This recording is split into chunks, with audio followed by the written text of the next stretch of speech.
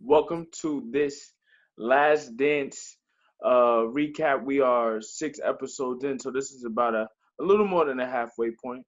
I'm Ask Isaiah.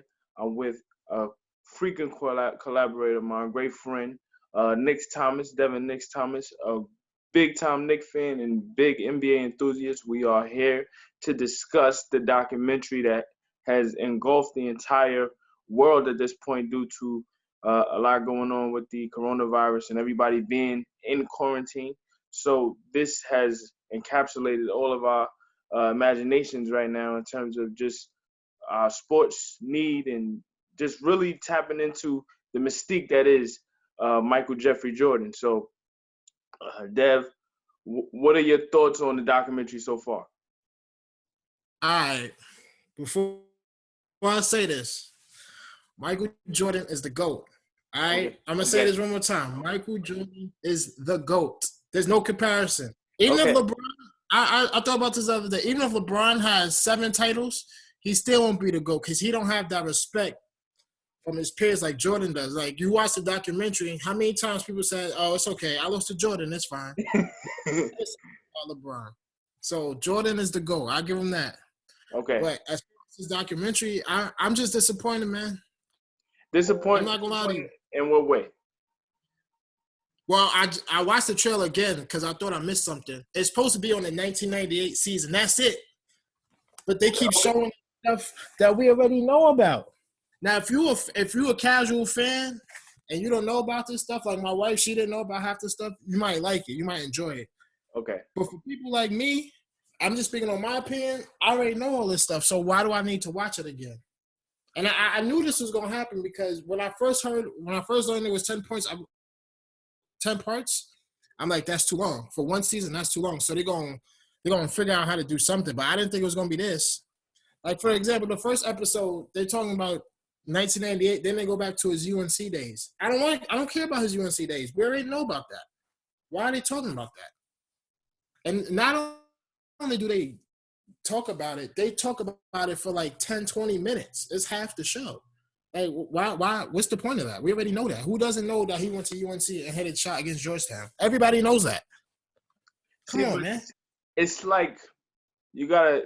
I see what you're saying. You're more upset about how the documentary is promoted as opposed to what the actual product is. But I think based on how they built the documentary, yes, the '98 season is more so the culmination of what the documentary of what the dynasty is, right?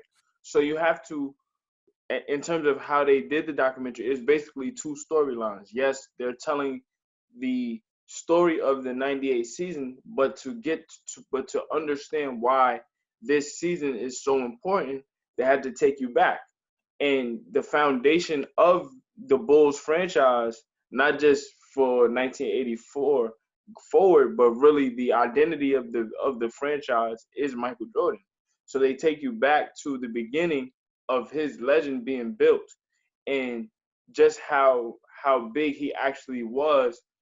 I really like. I mean, like you, there's a lot of things that I knew already, but I think more so like in speaking about Scottie Pippen, and we argue all the time about his value on the team and where I think he actually stands in the history of the game. To hear Michael Jordan speak about how important he is. Yes, he says it in passing many years how important he is, but he really breaks down why Scotty is important and understanding his value to the team, or even little things like Scotty getting the surgery in the right before the start of the season.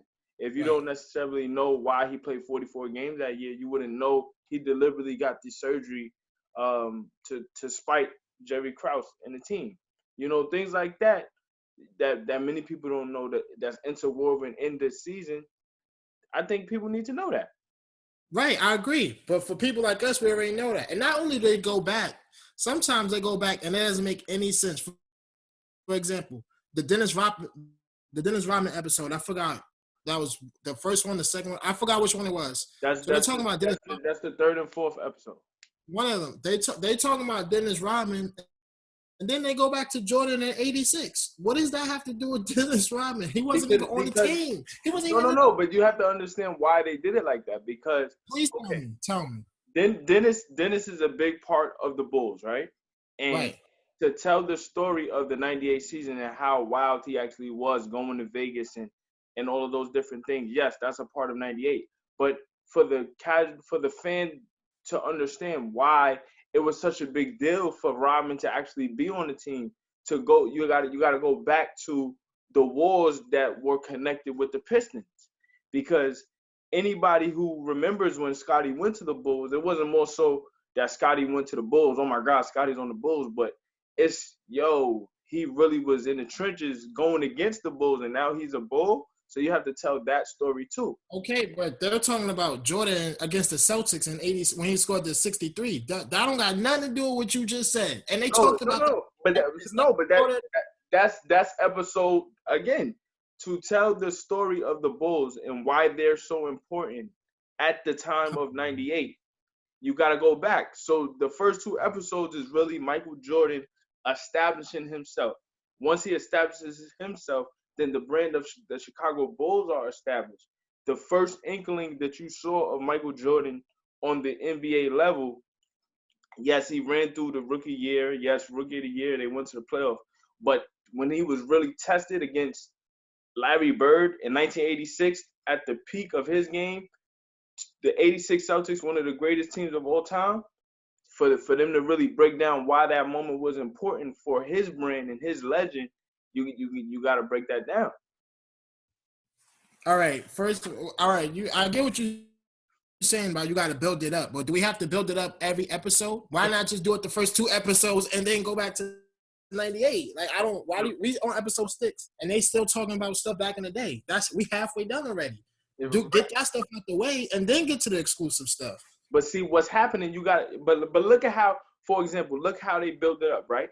You see in episode 5 and 6, they're at the point of '93, which is that, in my opinion, Michael Jordan at his absolute apex, both as an athlete and in terms of like his ultimate savage, right? You're looking at Mike dealing with the media at a time where he wasn't necessarily as polished as he is in '98. So '93, he's dealing with the gambling, he's dealing with being the face of the NBA and everybody trying to poke holes in it. Then he ultimately, I think, in these upcoming episodes, they're going to talk about his retirement and how much the league actually needed him. And then you go back to in the previous episode, they show him in '98 dealing with all of the media circus and how polished he is. You see the dualities of it. Like at '93, he didn't really know how to handle it. He had to go through the fire. And then you see in '98, he's so much, he knows exactly what to do. He knows what to say. He's not worried. He's more Teflon at that point. You know what I mean? So I feel like it's the same. It's the same person, but it's different pictures. It's different. So you would give this documentary an A+ so far?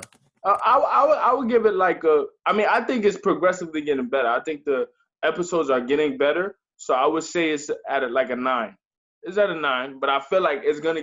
I feel like the upcoming episodes are gonna get so much better that it'll get to a 10. Well, the ironic thing for me is Michael Jordan in this documentary is great. Like, I know it's about Michael Jordan, but his interviews are great. I think Scottie Pippen's interviews are a little boring, but Michael Jordan's interviews are great. It's just he's talking about stuff I already know about. Like they were talking about the '93. I already know about that. I could just go watch the '93 championship DVD if I want to watch the Bulls championship DVD. If I want to hear them talk about that series, I don't need to hear that again. You know what I'm saying? When I saw this trailer, I was like, we're going to see some stuff we never saw before. This is gonna be great. And they show that stuff. They show like 5 minutes of it though. I want to see more of that. Okay, I get what you're saying. If I do have a critique though, my only critique is I wish, even in the format that they're doing it, I feel like they need to go more in depth with certain things, like in terms of certain series. Certain series are very, very important, right? So if you're talking about the '93 Knicks series, I think, and they're pressed for time on in both fronts in terms of like, each episode being an hour. But I think like the series with the Knicks is jumbled up. They speak about all of the series with the Knicks, but it's really just broken down in one series, which is 93. But the Knicks played the Bulls 6 times. So you got to give more in depth about how the Knicks took the Bulls 7 in 1992. That's peak Michael Jordan. You got to break down why that 92, 93, 94 era was so important for both. I don't agree with that. Huh? I don't agree with that because there's videos on YouTube if you want to know about that. But I mean, All but you you gotta got do is watch the championship DVDs from the Bulls. They talk about all that. no, they do, and mind you, we watched it. I mean, but you gotta think about it in terms of people that don't necessarily know where to go for Right. those things Okay. or what to look at for those things. And that's a good point, but I just don't get that stuff out the way first and then go to the next. The 98 season was an interesting season by itself. We don't feel like they don't need to keep going back and forth and back and forth. There were so many storylines in 98 that they could touch on that they haven't touched on yet. It's just, to me, it's crazy. And then what was episode 5? The one with Kobe?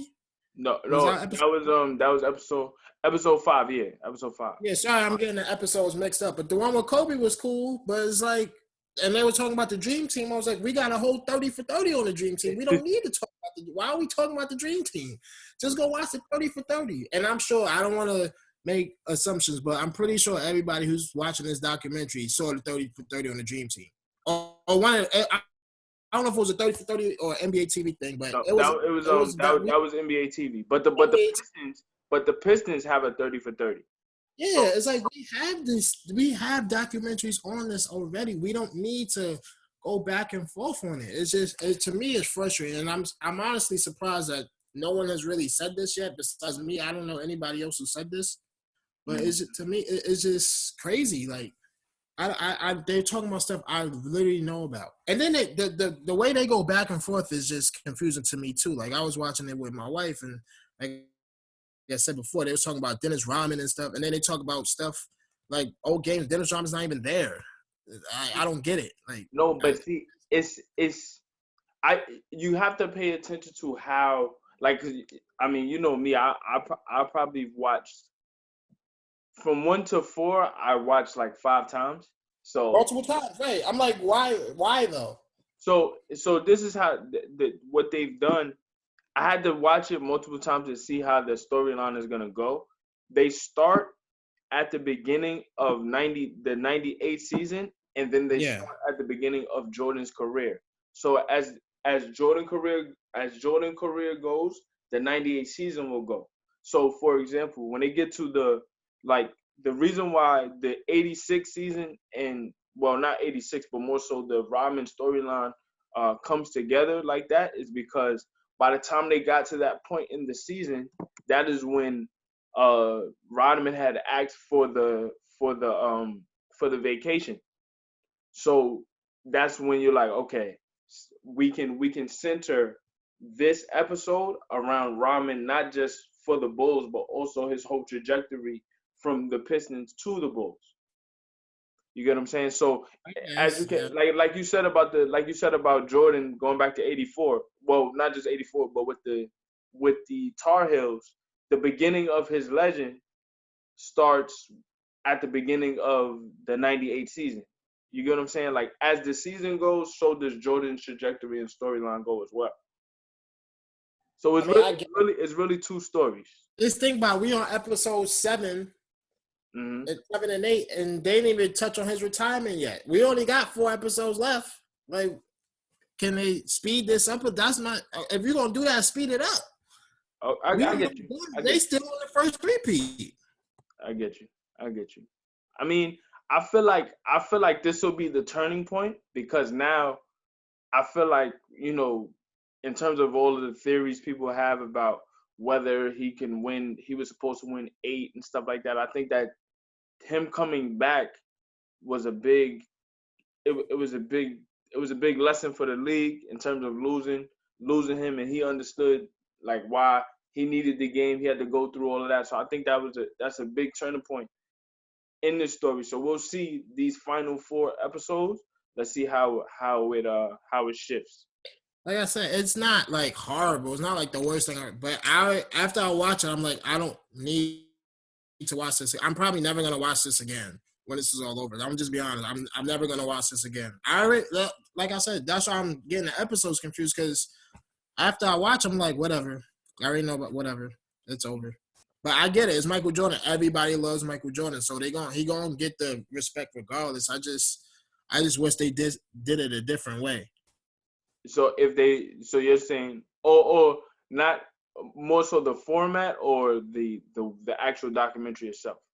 Like It, do you wish that it was more 98 centric, or do you wish that the format and how they're doing it is different? Both, but I really wish it was about just 1998.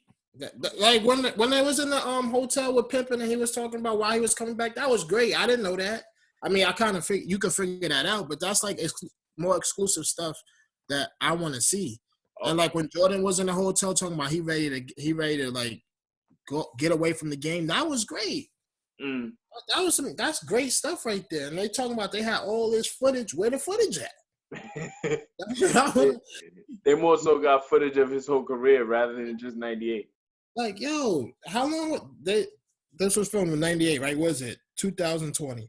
That's 22 years, dog. Mm. You waited 22 years to come out with this? Like, you could have put this out 10 years ago. Like, we're not missing nothing.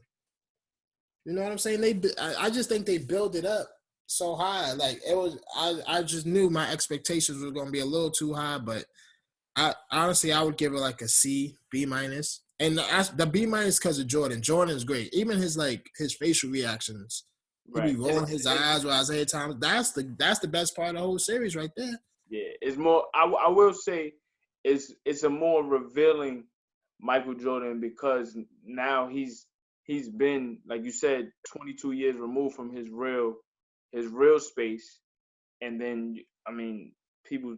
I mean, if you want to talk about the Wizards, he's what 17 years removed from retirement, from completely not playing basketball. So that he's able to be a lot more honest than actually, trying to live up to a image when he's playing. But even so, how do you feel about one thing I do have an issue with, I'm thankful that you started the way that you did. It's becoming nauseating how much they're comparing LeBron. It's almost like they want to build up LeBron so much Yeah, just so they can show this documentary and then trash him. Like yeah, if you're gonna compare players, like LeBron is not the only player in the NBA. Like do it with everybody. It's like they're specifically trying to make this a LeBron thing, and then I I I mean me that's the personally, generation now. I respect LeBron and I respect the game so much that everything LeBron is giving to the game, I'm appreciative, but I almost feel bad for LeBron to a point because it's like they'll show something and then be like, LeBron never did this. It's like, what does LeBron have to do with Well, what? that's because LeBron fans are like bashing Jordan, and some of it's valid. Like both sides have valid points, Mm, and both sides say like dumbest shit you ever hear. That's why I kind of like. I like me. I really don't care about either one of them. I don't have a favorite players. I just try to be as objective as possible. Like I said, I think Jordan's the GOAT. But if I had to start a team, I would pick LeBron. mm. But some of this stuff is valid. Like you'll see the highlights with him and Clyde Drexler. Clyde Drexler's not even jumping when when Michael Jordan's shooting. And you're like, what is that? But like you can't deny the aura though. That's the thing that people don't realize is like the aura. Like even when people lose to Jordan, you're like they don't care. People Right. lose to LeBron, and like people hate LeBron. Like think about it. Nobody hates Jordan. Even I don't hate Jordan. Do you Don't. think that do you think I do think though I do think that LeBron is the closest to Michael Jordan in having that type of mystique. It's not over the whole league, but he had it over the whole conference. He had it over the Eastern Conference. That's something that no Yeah. player since Michael Jordan has had. Not even to capture it in a small space. Like I don't think as and I don't want to be disrespectful to Kobe's legacy at all. I think that the part that he actually that Kobe's part in the documentary is great because how many years have we have well, you know me specifically, I've always argued that as much as Kobe Bryant is great, the majority of his moves come from Michael Jordan. I feel like Kobe was very honest in saying, I'm not comfortable with that because what you get from me comes from him, and I I and, did and I'm very agree with grateful that. for that. But I want to say that even Kobe at his apex didn't necessarily have a hold on the league or a conference the way Hold on, go back. that You LeBron. thought Kobe was being honest in that? Because I didn't think he was being honest. I think he thinks he could beat Jordan. And of course, you always think you can beat somebody, but I think he thinks about that. No, no, Because he, no, no. I mean, from a competitive standpoint, I know that Kobe believes he can beat Jordan, but I'm talking about in terms of just him saying he's uncomfortable with those comparisons yeah, because I mean, like I don't think he's uncomfortable. I don't want to call him a liar, but if he took a lie detector test, he wants that, just like LeBron wants that. Or I should say, Kobe wanted that. Rest in peace. But like, they want that. Why wouldn't you want to be compared to the GOAT? Like, when I saw that, I was like, I don't know if I really believe that. To be honest with you, I'm just keeping it 100. Like, I didn't really believe this is Kobe Bryant we talk about. He ran Shaq out of town because he wanted to be the man. You mean to tell me he's uncomfortable with the Jordan talk? Nah, I don't believe that. And as far as LeBron, it's just that's because you go on Twitter and then there's articles right after these documentaries talking about did Jordan ever beat a great team? How many great teams has he actually beat? It's like stuff is warranted. And like to me, it's like with both these arguments, like no one speaks rationally, man. It's crazy.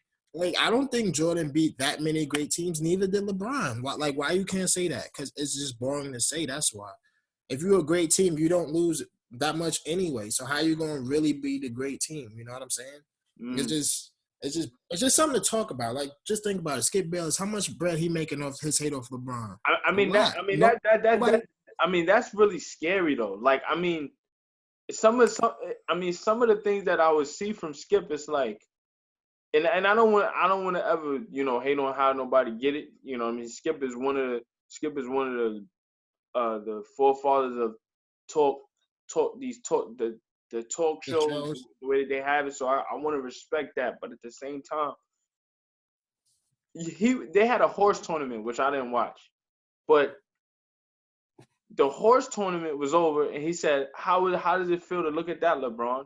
That's a He was mad that LeBron never entered a horse tournament. I'm like, what does that have to do with basketball, bro? Like, look who's competing. It's Michael Conley, Chauncey Billups. They're in their home.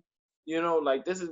I mean, that's what they want to do. What does that got to do with LeBron? Like, he takes the most moon shots at LeBron just because he can, and I'm like, that's not. And he does it knowing that LeBron will never respond. So, I mean, Right. I feel Oh, like one last thing. Oh, go ahead. Go ahead. now I just feel like that this documentary it kind of feeds that space of Right. anti LeBron, anti Jordan. And one thing that really bugs me, and I know this is going to be unpopular to say, but I keep hearing about Jordan's competitiveness and blah, blah, blah. And I kind of think that's overrated. Like, his competitiveness is not the reason why they won. They won because he's better than everybody. You get what I'm saying? Like, I'm competitive too, but that don't mean I could go out there and score 63 points. Mm. Like I hear that all the time, and that's another thing about the Jordan LeBron thing that people always say, like LeBron got a killer instinct and all that stuff. That's the dumbest stuff. But I hear about this Jordan competitiveness, and it's just like, oh, I'm just tired of hearing of it, to be honest. Because Tim Duncan, you mean to tell me Tim Duncan's not competitive? Because he don't have that angry face, he don't talk crap. You know what I'm saying? Well, It's just I it's don't not think. it's a pet peeve of mine, Yeah, to but be honest. It's really I think from a competitive standpoint, I don't think it's a more so about the competitiveness because every elite player, I mean, at that tier, the special tier player, they are competitive. But I think the unique thing about Jordan, or at least the thing that they're trying to, point out, is how he stayed motivated. You get what I'm saying? So it's like if for example, I don't think they mentioned it in the story, but the LeBradford Smith story against the Wizards. Well, they were the Bullets at the time, and Oh, when he scored the 40 or 50 or whatever. when no, not that game. You took the 55 point. That's in '97. This is in like '92, '93. LeBradford Smith. He had a great game against the Bulls. He scored like 30. He had his career high. He scored like 35. And the story is that Mike said LeBradford came up to him and said, "Good game, Mike." And Mike turned that around and said, "Oh, now I'm gonna score what his career high in the first half. He scored 37. They played a game a back to back, and he scored 37 on him in the first half. And years later, like everybody got on LeBradford by like, how could you say that to Mike? How could you say that to Mike? And he said, I never said that. So years later, they asked Mike, did he say it? He said he made it up. Like things like that to get him motivated. Like I think that's really what they're trying to Yeah, point I heard other players. I heard Shaq did that before with David out. Yeah, Robinson. David I'm like, Robinson. Yeah, yeah. yeah, That's what I'm saying. And he's not the only. That's my whole point. Is like he's not the only player to ever do that. That's right. that's my whole thing. It's just it's not a big deal. It's just something like I get tired of it. I don't know. It's just I don't know why. He's not the only guy to ever do it. Like Kobe did the same thing, but he's not as good as Jordan. That don't make you great because you ultra competitive. If he's so ultra competitive, why his team suck as an owner? All his teams suck. Like it don't matter. Like Yeah. it's just I don't know. It's a lot of puffing up, which I get because it's Michael Jordan. Michael Jordan. Yeah, it's a lot of puffing up, but it's just this documentary, man. Like you get excited. You excited for tomorrow. You can't. I personally, You got I your love time the way that they're doing it. to I love the way say they're that doing it. again. You like the way they doing it? Yeah. See, you watching it 3-4 times. I'm like, Yeah. I don't even watch it the day it comes on. I watch it through. I'll take my time watching it. I don't really care to be at this point anymore. To be honest. What I really want to tap into, we didn't really get a chance to really, we never really get a chance to really break this down. But one of the things that I have an issue with, and I know you do, is more so the glorification of Isaiah Thomas. Not to take away from him being a great player, but more so about the dream team. Um, with Isaiah being who he is, one of the greatest point guards ever. He's a two-time champion. He led the Pistons to 3 straight finals. He was the face of that team, a influential team that really shifted the way basketball was played for a decade plus. You got to give them credit for that. But I think that specifically in the latter part of the 80s, when you go to the Pistons winning, him being the face of that, he's gonna get credit. But in terms of being elite at the time, argument could have been made that John Stockton was better because if you look at just the way the All NBA teams were set up, Isaiah wasn't making them anymore. Yes, the relationship friction that went into that probably played a part in why he didn't make it, and obviously it did. That was a big part of the not only this documentary, but the NBA TV Dream Team documentary also. But you got to break down too that Isaiah wasn't at the same level that he was in the early '80s. So what did you think of that, and how do you feel that everything blew up after seeing it on the documentary? I mean, I've always maintained the thing that Isaiah Thomas is a little bit overrated because of the chips. That's the Jordan thing. I actually think Jordan fans do that to prop up Isaiah. To get let me say that again. They prop up Isaiah to help Jordan. Oh, he went through the bad boy Pistons. I'm like, yeah, they were a great team, but they were a great team though.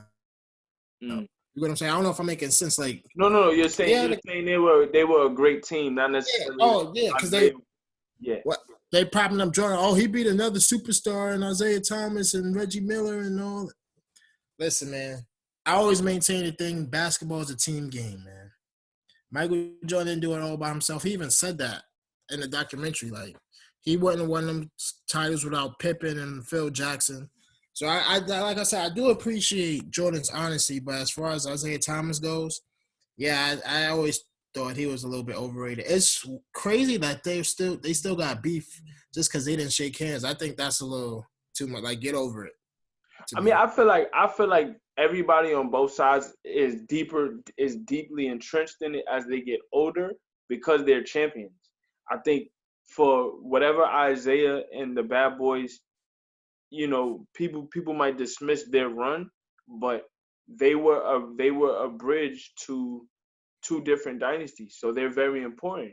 And for them, especially like Bill and Bear, Isaiah is the face, and as the face, you got to be a lot more politically correct going forward. So Isaiah has to play that delicate balance. So he wants a lot more recognition and acknowledgement than he actually does. But for those guys, especially like John Sally, Bill and Bear, Rick Mahorn, they take pride in the fact that they did what they did to make the Bulls better. And the Bulls feel like, well, once we got past you, we smoked y'all so much, not just y'all, but the league so much that they forget about you. So it's kind of like they need each other to be that way for them to be emboldened in their actual opinion of each other. So I understand it. It would be different if the Pistons didn't win as much as they did. They got two. They went to three straight. And the Bulls, they got 2 3-peats, six titles. So I think that on both ends is like the older they get, the more they're like, yo, we don't even care because we champions. Yeah, I don't know. I just want more exclusive. That's it. I just want more exclusive. Like when they went to when they was playing golf and Rodman was like, I'm going to Hood and stuff like that. I would just watch an hour straight of that. It could be random clips. I would do that. I would rather watch that than what they're talking about. Because that stuff is funny and it's stuff we've never seen before. So imagine if they got a documentary on LeBron on the 2013 team. Then they start talking about him in 2003 and 2000. I was like, I'm not gonna care about that. You know what I'm saying? But when I saw the trailer before we got on, just to make sure, like I said before, I wasn't missing anything, and everything was about 1998. So of course they probably not gonna tell you that they're gonna look back, but it was like exclusive. That's the word they kept saying: exclusive, exclusive, exclusive. And I've seen like a total of like 20 minutes of exclusive stuff in 6 episodes. That's not enough for me, man. I'm sorry, it's not. Yeah. Well, we still got another 4 left. Well, the next episode they're gonna talk about his dad for the whole show, for most of the show. Which again, I don't want to sound insensitive, but like we know what happened already. For the people who don't, I'm not trying to be like inconsiderate. For the people who don't, that's fine. But it's just that they built it up for this season, and they're not really talking about this season. It's just that's the frustrating part. I got you. Well, we got to see. We got 4 more. Let's see how we're gonna do this after this whole series is over. We're gonna get really into it. Yeah, I mean, once we get through the full 10, I'm gonna need like a full 24 hours just to watch the whole thing. Oh my god! And then after that, we can break down whatever. So you already know. All right, man. I'm here. I'm Isaiah Rose. Ask Isaiah with Devin Knicks Thomas. Knicks, where can they find you at? Sir Knicks a lot on Twitter. Sir Knicks a lot on Instagram, man. I'm always on there. Most def. Stay tuned for much more content. We'll be back.